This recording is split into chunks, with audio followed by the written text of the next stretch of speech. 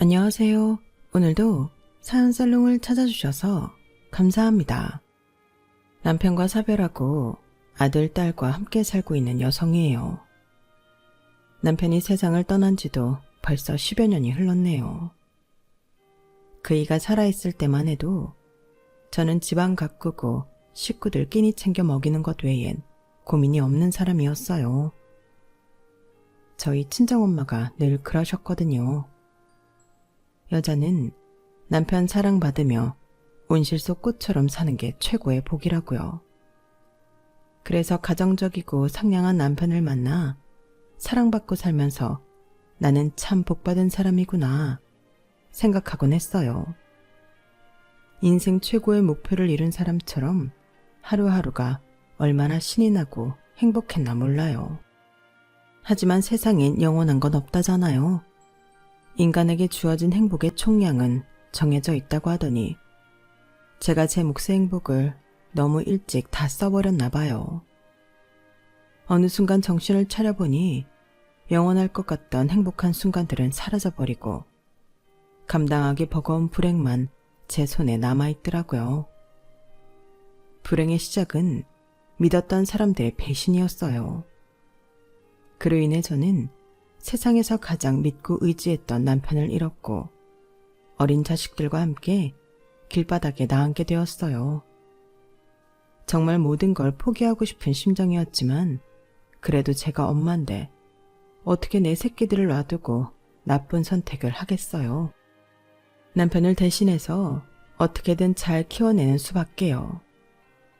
식당 설거지부터 방송국 보조 출연, 전단지 나눠주는 일까지 닥치는 대로 다 했어요. 그러다 택시까지 몰게 되었고요. 이제는 조금 자리를 잡아가는구나 했는데 세상 일이 내 생각처럼 되지만은 않더라고요. 우리 아들이 심장 판막증 판정을 받은 거예요. 이를 악물고 사는데도 이놈의 시련은 기어이 삶의 의지를 꺾으려 드는 거예요. 이젠 정말 더 버틸 여력이 없어서 주저앉기 일보 직전이었죠. 그런데 생각지도 못한 일로 벌어진 거예요. 그 이야기를 하고 싶어서 사연을 보내게 되었습니다. 저는 어릴 때부터 남들과는 조금 다르게 자랐어요. 저희 엄마가 좀 남다른 분이셨거든요. 6.25 전에 태어나신 분인데도 집 밖에 나갈 때는 늘 양산을 쓰고 다니셨고 목에 주름이 생길까봐 베개도 안 쓰시고 옷도 꼭 치마만 입는 분이셨어요.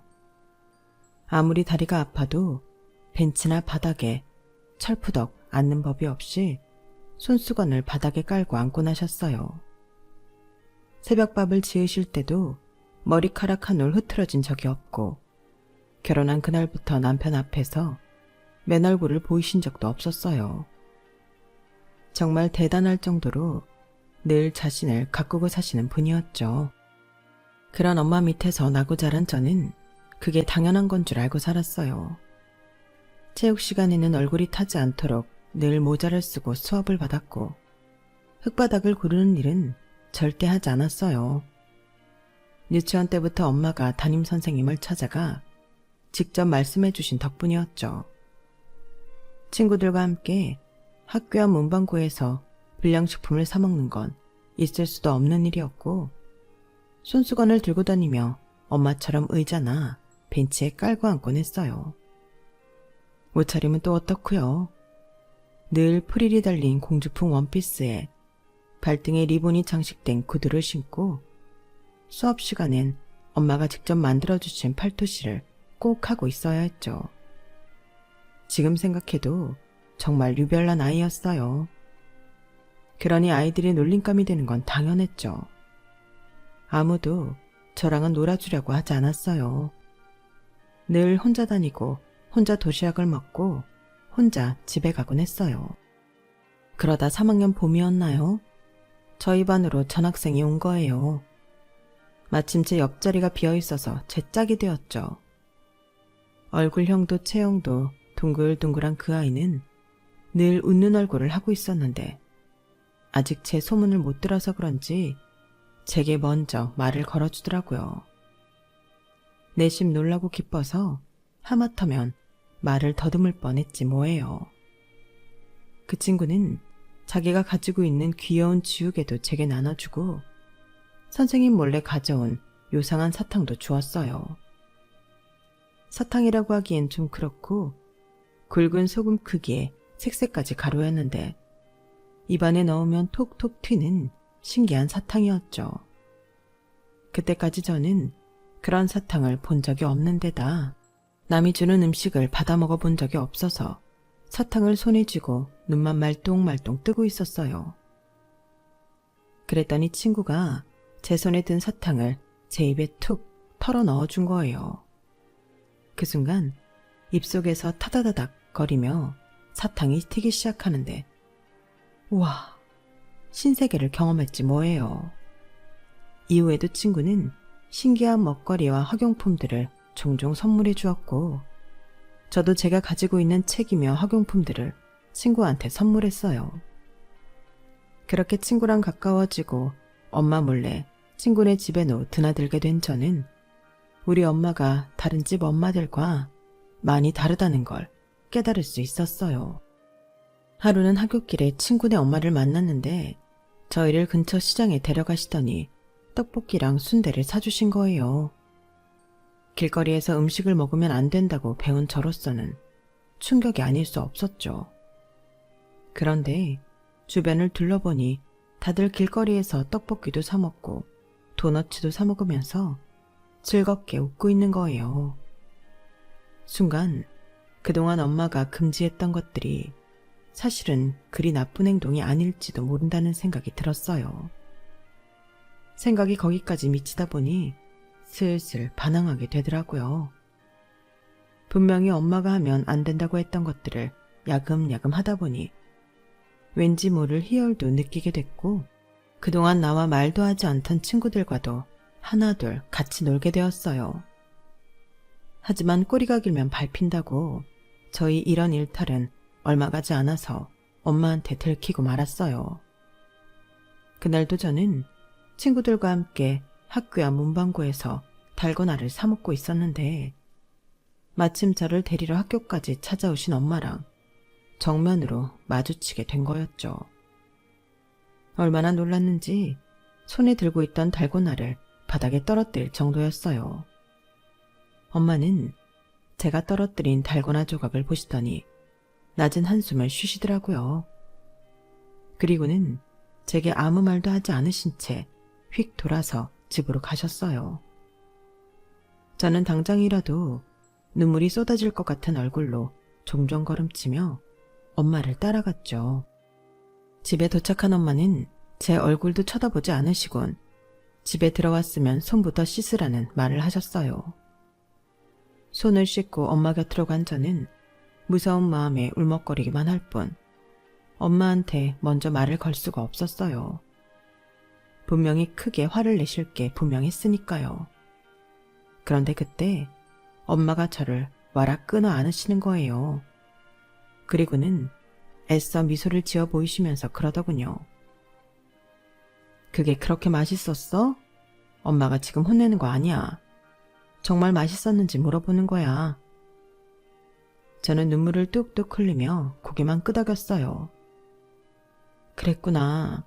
그렇게 맛있는 걸 엄마가 못 먹게 해서 그동안 많이 힘들었니? 저는 또다시 고개만 끄덕였어요. 그리고는 기어들어가는 소리로 그랬죠. 친구들이 나랑은 안 놀아주니까 나보고 이상하다고 놀리고 말도 안 걸어주고 그래서 먹었더니 나랑도 놀아주잖아. 엄마 잘못했어요. 뭐가 그리 서러웠는지 원피스 가슴팍이 다 젖을 정도로 한참을 울었어요. 엄마는 그런 저를 말없이 지켜봐 주시면서 머리를 쓰다듬어 주셨어요. 그리고 그날 밤 엄마가 왜 그렇게 저를 남들과 다르게 단속하면서 키우셨는지 이유를 들을 수 있었어요. 그건 바로 저희 아빠 때문이었죠. 외할아버지가 하시던 사업을 물려받은 아빠는 결혼하고 1년 만에 외할아버지께서 돌아가시자 바로 딴 살림을 차려 집을 나가셨어요. 그리고는 얼마 뒤 상간녀와의 사이에서 아이가 생긴 거예요. 그래놓고는 뻔뻔스럽게 상간녀가 임신 중이던 기간엔 집에 돌아오셔서 엄마와 생활을 하신 거죠. 엄마는 아빠가 다시 마음을 고쳐먹고 돌아온 줄 알았고요. 하지만 이듬해 초에 상간녀가 아들을 낳았다는 소식을 듣고는 속았다는 걸 알게 되셨죠. 그때 엄마는 아빠랑 헤어질 결심을 하셨대요. 그런데 하필 그때 뱃속에 제가 들어섰다는 걸 알게 되신 거죠. 부잣집 외동딸로 살면서 세상 굳은 일 한 번 안 하고 살아왔던 엄마는 아빠 없는 자식을 만드는 게 겁이 났어요. 그래서 이혼하겠다는 마음을 접으셨죠. 대신 두 집 살림을 하더라도 아빠 노릇은 제대로 하라는 조건을 거셨대요. 그럼 이게 왜 저희 엄마가 유난스럽게 여성성을 강조하며 살게 된 것과 관련이 있냐고요? 거기엔 이유가 있어요. 엄마가 저를 낳았다는 소식을 듣고는 아빠의 상간녀는 아빠의 눈을 피해 툭 하면 저희 집에 찾아왔던 모양이에요. 야시시한 화장과 천박한 옷차림으로 수수한 차림인 저희 엄마 속을 긁어댔죠. 꼬라지가 그러니 남편이 딴 살림을 차리지. 내가 남자라도 그쪽 같은 목석이랑은 살부비고 살고 싶은 생각도 안 들겠다. 이런 여자 밑에 태어난 기집애는 안 봐도 뻔하지. 그러면서 자기 아들이 좀 자라면 이 집 회사를 물려받을 거라면서 엄마 속을 뒤집어 놓고 가곤 했대요. 그때부터 엄마는 어떻게든 딸만큼은 남편한테 사랑받고 살 수 있도록 키우자 생각하셨고 그때부터 지금에 이르게 된 거예요. 내 새끼 가슴에 피멍드는 줄도 모르고 내가 무슨 짓을 한 건지. 여은아, 앞으로는 엄마가 달라질게. 우리 여은이가 좋아하는 거 실컷 하고 살 수 있게 엄마가 더 용감해질게. 절대로 네 거 안 뺏기도록 엄마가 지켜줄게. 그날 이후 엄마는 달라졌어요. 하루아침에 그동안의 생활 습관이 달라진 건 아니지만 뭐랄까 좀 더 과감해졌다고 할까요? 전에는 신경도 안 쓰던 회사 일에 적극 참여하기 시작하셨고 아빠의 지출 내역도 간섭하기 시작하셨어요.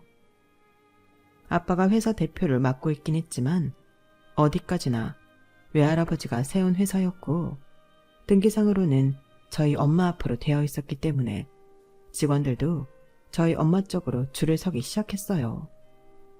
그러다 제가 대입시험을 앞두고 있던 때 아빠가 뇌경색으로 쓰러지셨어요. 제가 그 사실을 알게 된 건 아빠가 쓰러지신 지 보름 정도 지난 시점이었어요. 일요일이라서 집에서 과외 선생님을 기다리고 있었는데 생각보다 일찍 초인종 소리가 들리더라고요. 현관문 열리는 소리가 들리길래 얼른 교재부터 꺼내고 책상 앞에 앉았는데 과외 선생님이 들어오질 않는 거예요.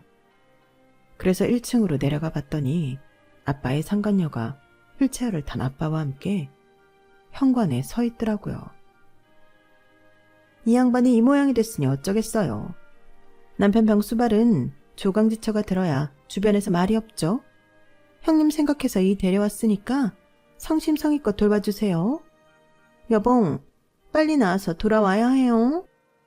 상간녀는 아빠 이마에 뽀뽀를 쪽 하고는 돌아서 나가려고 했어요. 그러자 저희 엄마가 불러 세우셨죠. 고양이 쥐 생각해주고 있네. 폐기 처분할 때 되니까 나한테 버리겠다는 거야 뭐야? 미리 말해두지만 난 비위가 약해서 남이 실컷 쓰다만 건 안 써. 그냥 버리고 다시 사지. 넌 남이 먹던 거 주워다 먹는 게 익숙한 애잖아.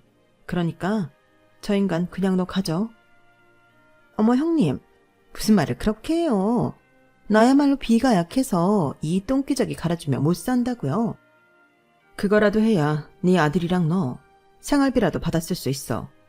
네가 저 인간 껍데기라도 끼고 있어야 돈 나올 구멍이 유지되는 거라고. 하, 형님이 뭔가 착각하는 모양인데 까놓고 말해서 나한테는 이 세상 뜨는 게 더 이익이에요. 이 사람 핏줄로 유일하게 아들 낳은 게 누구겠어요? 나요 나. 내 아들이 이 회사 물려받게 되는데 내가 뭐가 아쉬워서 똥기저귀까지 갈면서 더러운 꼴을 봐요.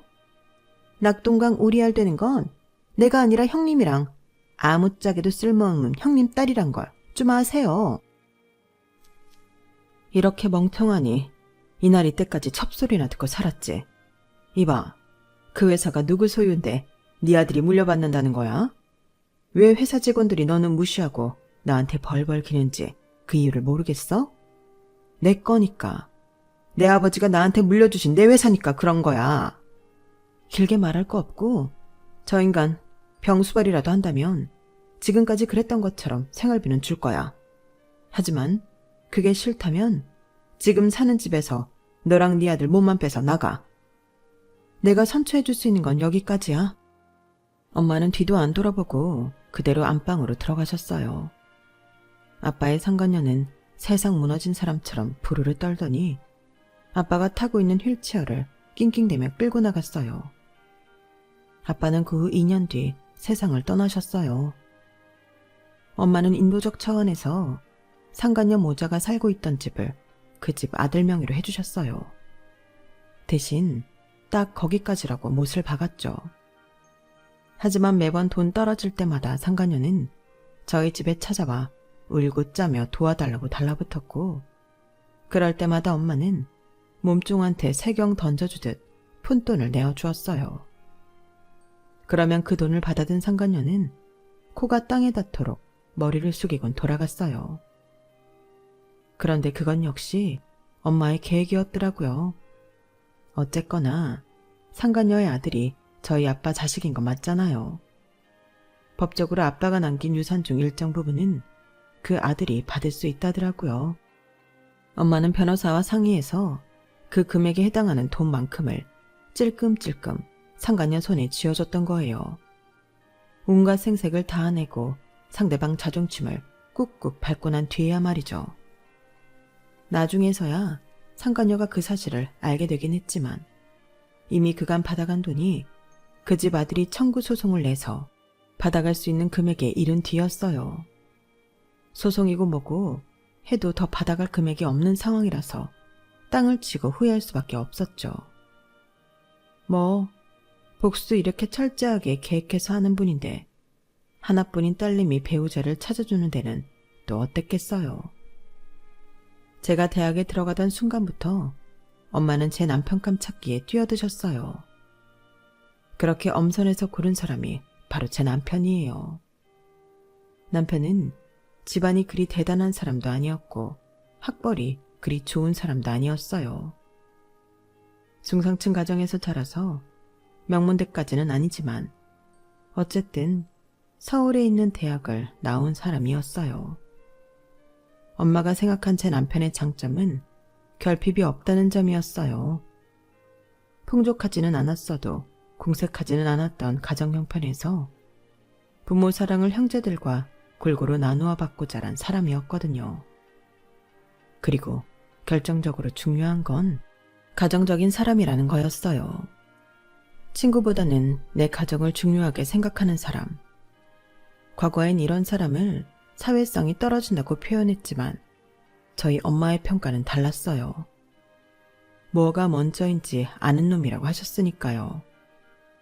아마도 엄마가 저희 아빠처럼 가정에 소홀한 남자한테 치여봐서 그랬는지도 모르겠네요. 그리고 엄마의 선택은 틀리지 않았어요. 저희 아빠에 이어 처갓집 가업을 이어받게 된 남편은 바깥일도 일이지만 그보다는 집안일이 더 중요하게 생각했어요. 회사 일이 바빠도 우리 아이들 생일이며 입학식 졸업식은 꼭 챙기고 제 생일을 크리스마스보다 더 기다리는 신기한 사람이었거든요. 친구들과 술자리를 갖는 것보다 일찍 퇴근해서 저랑 정원에서 맥주 한 잔 마시는 걸 더 좋아할 정도로 가정적인 사람이었죠. 그런 남자를 만나 사랑받고 사는 저를 보면서 엄마는 무척이나 흡족해 하셨어요. 저희 엄마가 유방암으로 세상을 떠나시기 전까지 남편은 자식인 저보다도 더 저희 엄마를 챙겼어요. 사위가 아니라 아들이라고 해도 믿을 정도로 살뜰하게 말이죠. 돈 많은 장모니까 당연히 챙기는 척하는 게 아닌가 하겠지만 그건 아니에요. 제 남편은 천성이 정이 많은 사람이었어요. 불쌍한 사람을 보면 지나치지 못하고 자기 주머니를 털어주는 사람이었죠. 아내 입장에선 늘 남한테 다 퍼다주는 남편 때문에 속이 터지기 마련일 텐데 제 눈에는 오히려 그런 남편이 멋있게 보였어요. 물론 가끔은 저렇게까지 해야 하나 싶을 때도 있었지만요. 남편이 특히 마음을 쓰며 챙겼던 사람은 남편과 고등학교 동창인 정기택 씨였어요. 불우한 가정에서 태어나 아버지의 폭력을 피해 하루가 멀다 하고 가출을 했던 기택 씨는 저희 시부모님의 도움을 받아 저희 시댁에서 반년 넘게 지냈다고 하더군요. 남편이 대학에 입학하고 난 뒤에는 남편이 지내던 원룸에 비집고 들어가 살기도 했고요. 자기 손으로 학비를 벌어가며 대학을 다녀야 했던 남편이지만 기택 씨를 데리고 살면서 단 한 번도 방세를 분담하자거나 식비를 내라는 말을 한 적이 없었대요. 언젠가 그 이유를 물었더니 그러더라고요. 친구니까. 남편의 그런 마음을 알아서인지 기택 씨는 제 남편이 힘든 순간 늘 곁을 지켜주었어요. 특히나 저희 엄마 소유의 회사를 남편이 물려받게 되었을 때 회사 내부에서 반대의 목소리가 있었는데 그 사람들 하나하나를 다 찾아다니며 설득을 했던 게 바로 기택 씨였어요. 그래서 남편은 기택 씨한테 남다른 애정을 보이곤 했죠. 물론 그때 직원들과 맺은 인연으로 기택 씨가 저희 회사에 취직을 하게 됐으니 기택 씨한테도 좋은 얘기는 했지만요. 기택 씨는 우리가 결혼하고 2년쯤 뒤 결혼을 했는데 마침 기택 씨 아내와 제가 동갑이라서 우리는 부부 동반으로 잘 뭉쳐 다니곤 했어요. 그럴 때마다 돈 쓰는 건 우리 몫이었고 대신 기택 씨 부부는 몸으로 때우는 일을 맡아 하곤 했죠. 제가 2년 터울로 딸과 아들을 낳도록 기택 씨네는 아이 소식이 없었어요. 그래서인지 저희 아이들을 무척이나 예뻐했어요. 기택 씨는 회사에서 남편의 신뢰를 받고 일을 했고 기택 씨 아내는 저희 무한 신뢰를 받으며 관계를 이어갔죠. 통장 비밀번호만 빼고 다 공유한다고 해도 과언이 아닐 정도로 친밀했으니까요. 그러던 어느 날이었어요. 남편의 출근을 앞둔 시간이었는데 아침부터 남편 휴대폰과 집 전화로 전화가 빗발치더라고요. 회사 직원들이었어요. 다들 하나같이 기택 씨랑 연락이 안 된다고 아우성이더라고요. 그때까지만 해도 얼마나 안 좋은 상황인지 몰랐던지라 남편도 저도 대수롭지 않게 받아들였는데 남편이 퇴근 시간을 훌쩍 넘기고도 회사에서 돌아오지 않자 큰 일이 생겼다는 걸 직감하게 되었죠. 자장이 다 돼서야 파김치가 되어 집에 돌아온 남편은 허망한 눈빛으로 현관에 주저앉았어요. 여보, 어쩌지? 아무래도 기택이가 작정하고 날른 것 같아. 남편의 말을 들어보니 기택 씨가 직영 공장과 하청업체에 보내야 할 제조비와 저희 부부 소유의 유동자금을 몽땅 빼돌려서 사라졌다고 하더라고요. 거기다 평소 친했던 동료 직원들한테 이런저런 핑계를 대고는 돈도 꽤나 빌렸던 모양이었어요. 회사 대표의 최측근이고 부부 동반으로 여름 휴가도 같이 보내는 걸 아는 직원들은 기택 씨가 아닌 저희 부부를 믿고 돈을 빌려줬다더군요. 정말 눈앞이 노래지는 것 같았어요. 수년간 가족처럼 지내온 사람이 벌인 짓이라고 보기엔 너무나도 계획적이고 치밀한 배신이었거든요. 그날 이후 남편은 회사를 복구시키려고 사방팔방으로 뛰어다녔어요. 하지만 돈 앞에서 세상은 정말 냉정하더라고요. 결국 집도 팔고 가지고 있던 부동산까지 다 털어주고서야 회사를 온전히 정리할 수 있었지만 그 일이 정리될 무렵 남편은 과로로 쓰러졌고 3일을 의식 없이 버티다가 결국 세상을 떠나고 말았어요. 전 재산을 다 잃은 순간에도 삶의 의지를 잃지 않았던 저는 남편이 세상을 떠나자 급속도로 무너져 내렸어요. 그때 저를 지탱해 준 건 초등학생이던 우리 아이들이었어요. 저 어린 것들도 아빠를 잃고 힘들 텐데도 혹시라도 제가 어떻게 될까봐 전전긍긍하는 걸 보니 이대로 주저앉아 있을 수만은 없더라고요. 평생 직장 생활을 해본 적 없는 저였지만 돈을 벌어야 한다는 생각에 인력사무소부터 찾아갔어요. 그렇게 시작하게 된 일이 식당 설거지였죠. 허리 펼 새도 없이 주방 구석에 쭈그려 앉아 계속해서 그릇을 닦아댔고 고무다라에 가득 찬 그릇을 옮기는 게 제가 맡겨진 일이었어요. 일도 힘들었지만 주방 안에서 일하는 사람들의 텃세 때문에 정신적으로도 많이 힘들더라고요. 그래도 그때는 내 새끼들 먹여 살려야 한다는 생각 때문에 다른 건 생각할 여력이 없더라고요. 짬짬이 전단지 나눠주는 일도 하고 화장품 방문 판매도 했어요. 나중에서야 이게 다단계라는 걸 알고는 손해를 감수하고 빠져나오긴 했지만 그때 알아둔 인맥으로 의외의 일을 시작하게 되었죠. 바로 택시기사였어요. 여자 택시기사가 그리 흔치는 않지만 그래도 가끔 보이긴 하잖아요. 제가 처음 택시를 몰 때만 해도 정말 여자 기사는 가뭄에 콩나듯 거의 없었어요. 초반엔 어르신들 중에 택시를 탔다가 기사가 여자인 걸 알고는 재수없다며 내리는 분들도 덜어 있었어요. 반대로 밤 시간에 야근 때문에 부득이 택시를 이용하는 여자분들은 여자 택시 기사를 무척이나 반가워했고요. 그러다 보니 밤 시간에 자주 택시를 이용하는 여자 고객들이 제게 직접 연락을 해서 예약을 하는 일이 많아졌고 덕분에 택시 일을 시작하고 얼마 안 돼서부터 자리를 잡을 수 있었어요. 일종의 틈새 시장을 독점하게 된 거죠. 택시 일을 시작하고 생활은 많이 안정되었어요. 다만 내 아이들을 챙길 시간이 줄었다는 게 아쉽긴 했지만요. 맏딸은 살림미천이라고 어른들이 그러시더니 저희 딸이 저 대신 살림을 맡아준 덕분에 그나마 집 걱정 덜하고 일을 해나갈 수 있었어요. 이제 조금만 더 하면 개인 택시 자격도 되니까 그때까지만 버텨보자 하는 마음으로 운전대를 잡았어요. 그런데 하늘은 그 작은 소망마저 처참히 무너뜨리더라고요. 아들 녀석이 어느 날부턴가 밥도 잘 안 먹고 살이 빠지더라고요. 애가 계절을 타서 그런가 싶어 이번 달 월급 타면 홍삼이라도 다려 먹어야겠다 생각하고 있었는데 애 학교에서 연락이 온 거예요. 우리 애가 쓰러져서 병원에 실려갔다고요. 앞뒤 잴 거 없이 부랴부랴 병원으로 달려갔죠. 그랬더니 심전도 검사를 해봐야겠다고 하더라고요.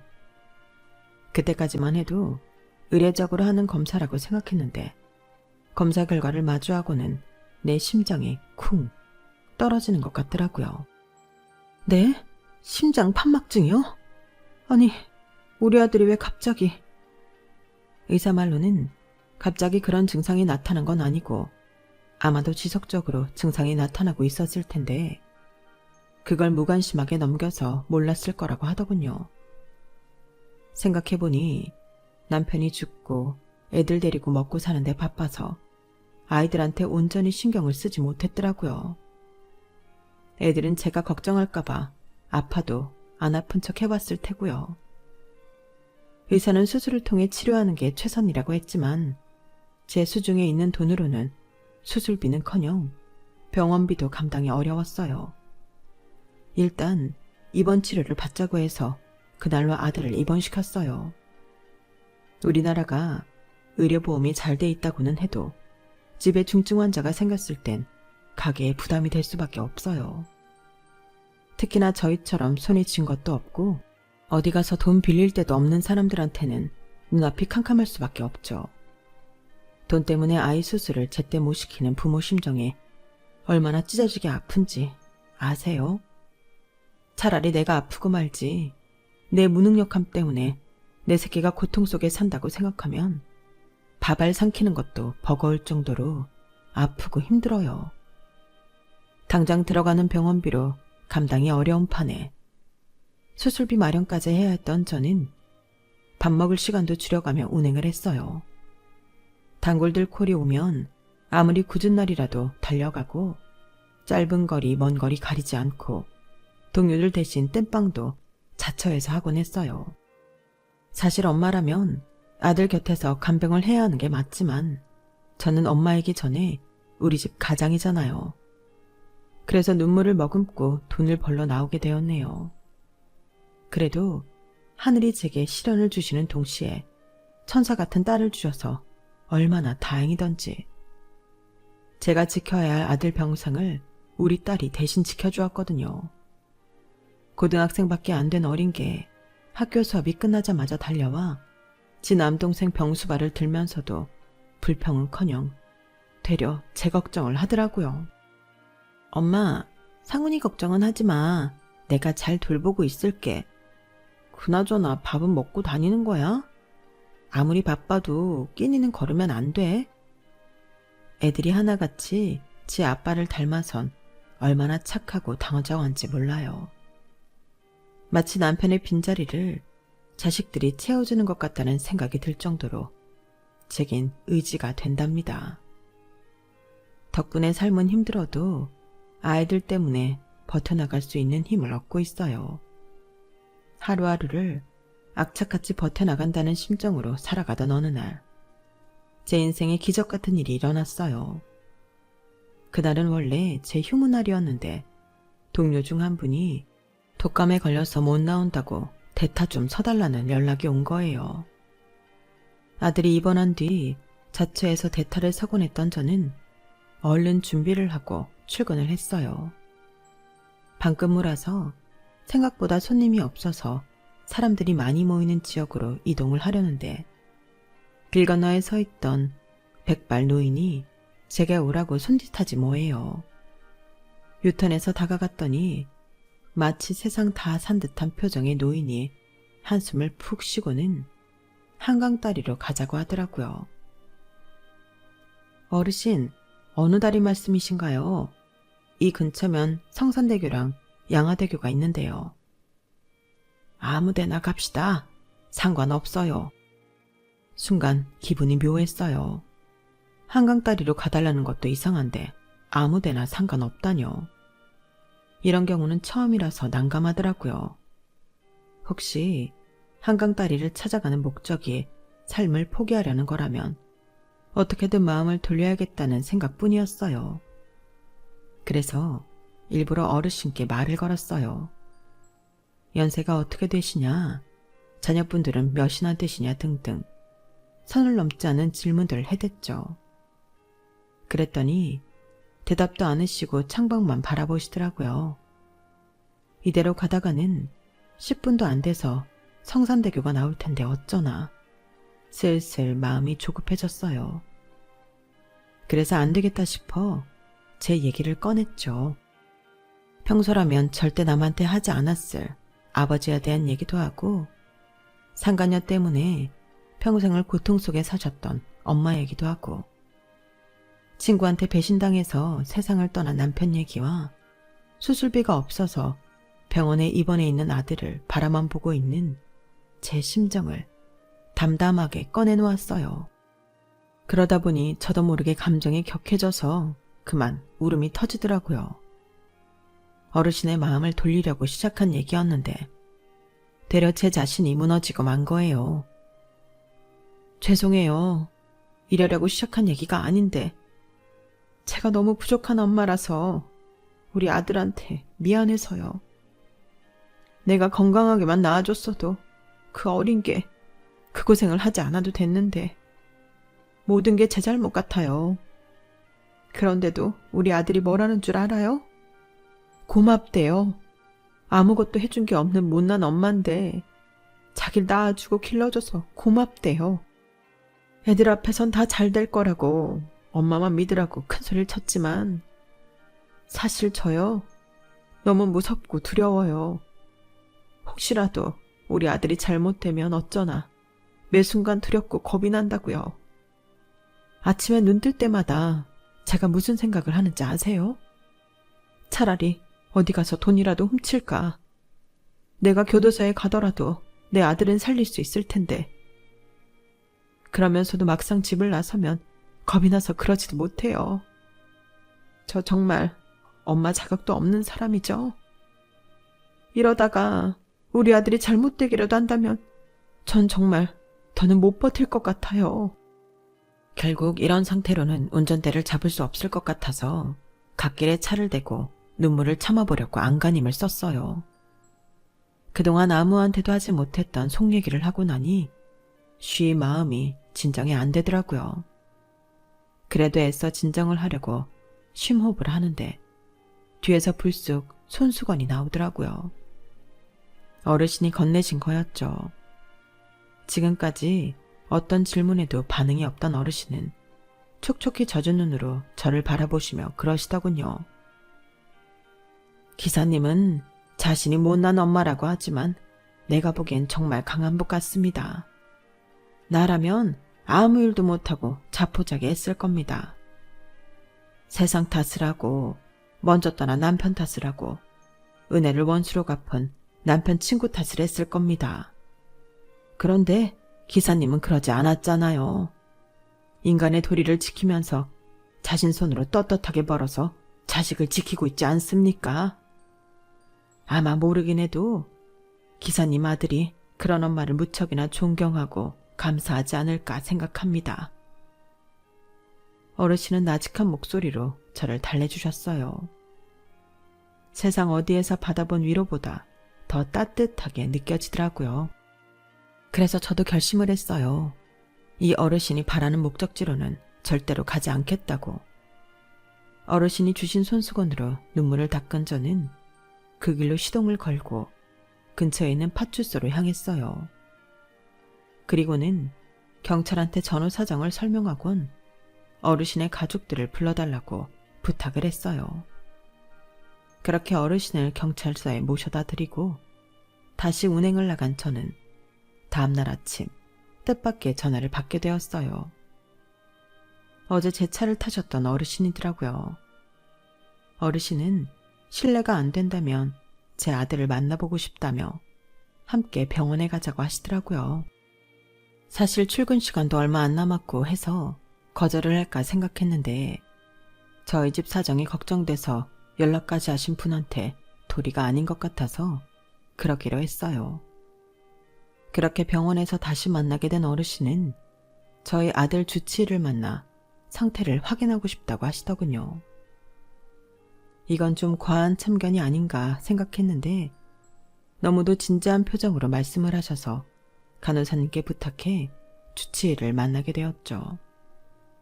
의사 선생님은 어르신을 저희 시아버지나 친정아버지쯤으로 아셨는지 친절히 설명을 해주시더라고요.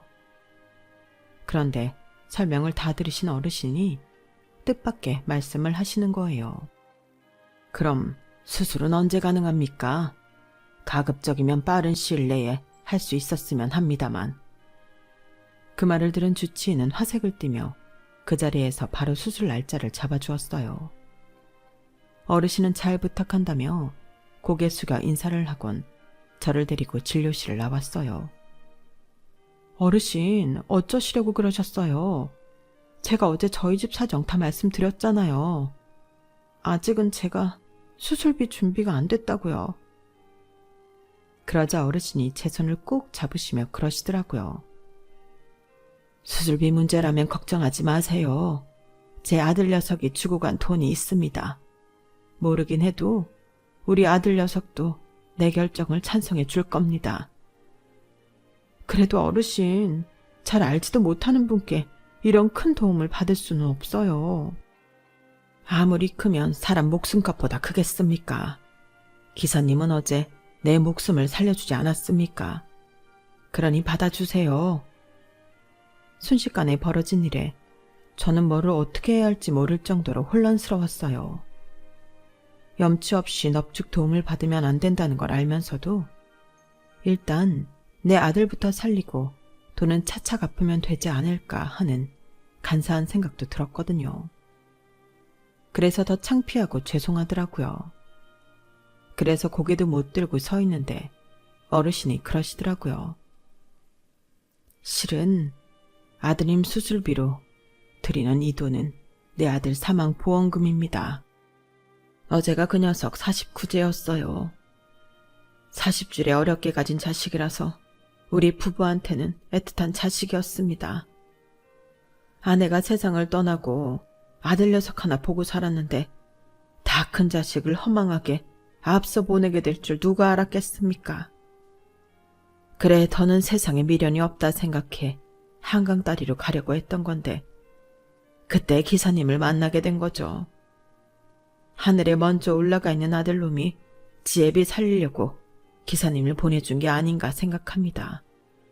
그러니 이 돈은 받아주세요.